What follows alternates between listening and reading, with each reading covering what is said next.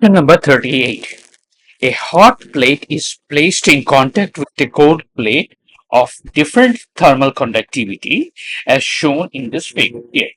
The initial temperature at time t is equal to 0 of the hot plate and cold plate. Let's write this one as T80.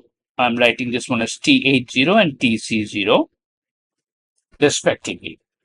And a perfect thermal contact between the two plates at this particular point here. Okay. So the initial condition is, let's call this T hot plate. This is the hot plate temperature, and this is at any point inside this one.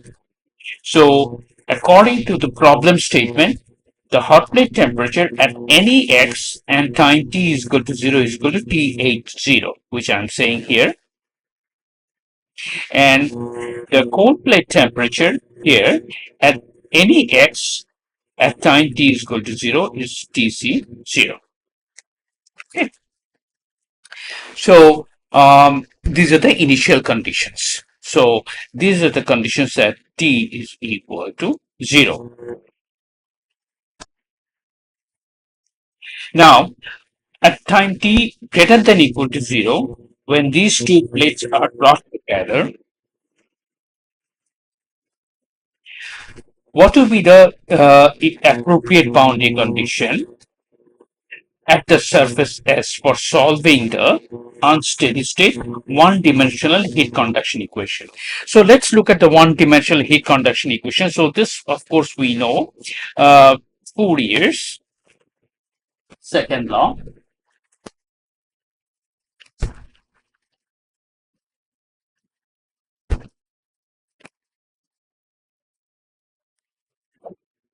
That means the partial of the temperature of the hot plate at any x at any time t with respect to time is equal to, this is my thermal diffusivity, and that's the second derivative of the temperature of the hot plate with respect to distance.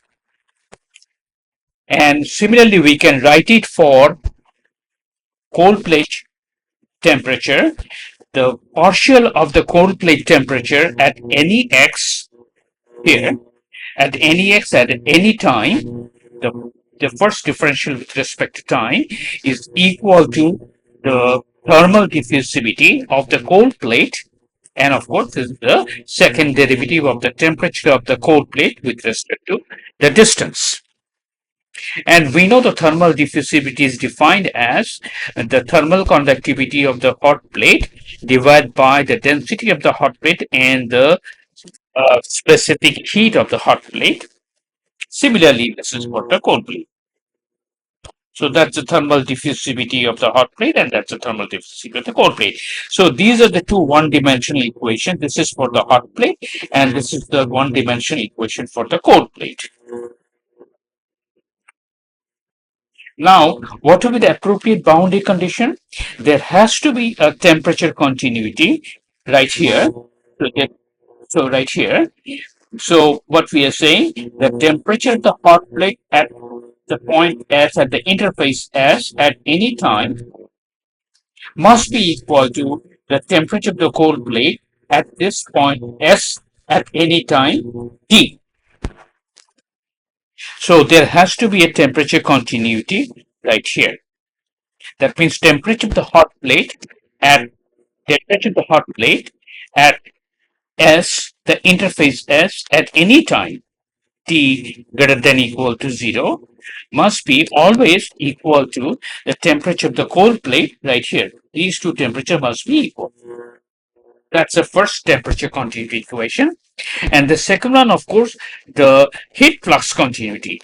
That means the heat flux from here, must be the same as the heat flux from here. It has to go through. So the heat flux is, of course, the thermal conductivity, and the first derivative with respect to distance at the point S, at any time t, must be equal to the same heat flux that must be going out from here. So that's the first derivative of temperature of the cold plate with respect to distance, but these two are at the point S, which is right here.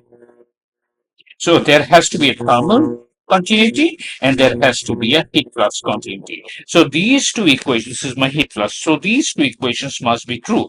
So these two, this is the uh, uh, uh, heat flux equation, Fourier's second law for the hot plate. This is the heat flux equation for the cold plate, and these two are the boundary conditions. One's the temperature continuity, and the second one is the heat flux continuity. Now let's look at the different options which is given. First option is temperature of S is same for both the plates. That of course is true. Temperature at S, which is this one. Temperature at S of the hot plate must be equal to temperature of the cold plate at S. So this must be true. Gradient of temperature of S is same. That is not true. This is the gradient. This is the gradient of the hot plate. That was the gradient of the hot plate, and this is the gradient of the cold plate. These two must not be equal. These two multiplied here, it must be multiplied by the thermal conductivity of the hot plate.